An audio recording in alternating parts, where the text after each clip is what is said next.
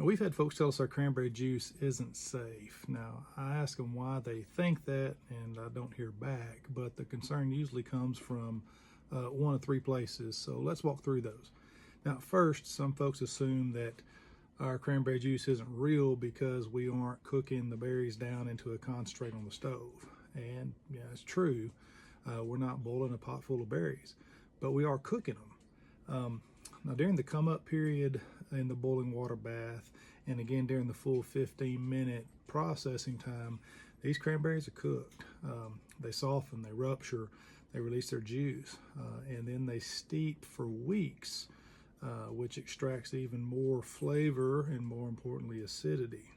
So yes, we're making a juice concentrate, we're just doing it inside of a jar instead of a pot on the stove.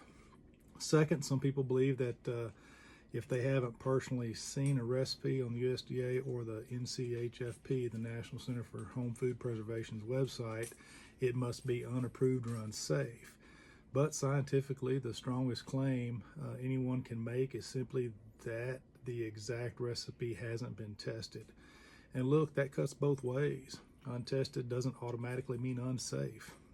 In this case, though, that concern doesn't apply because the process we're using is in fact approved. The process testing dates back to the 1940s or 50s, and the first official appearance occurred in 1988 in the USDA's Home Canning Guide. So it falls under the method that's used for whole cranberries packed in water and then processed for 15 minutes in a boiling water bath. Third, and I think most common, is simply not understanding why a process is safe. In this case, it's the acid.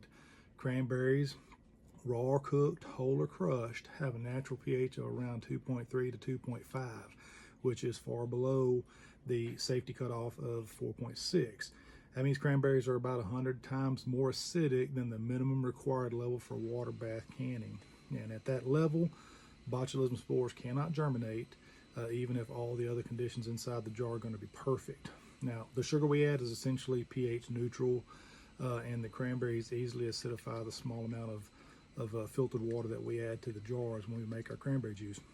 In fact, you would have to dilute this jar of cranberry juice into 25 gallons of water before you even approach the borderline for unsafe acidity. And that's why understanding basic principles of canning really matters. When you know how heat and how acidity work, you can look at a recipe, even one that hadn't been tested or you haven't seen before, and evaluate it with confidence. Happy homesteading.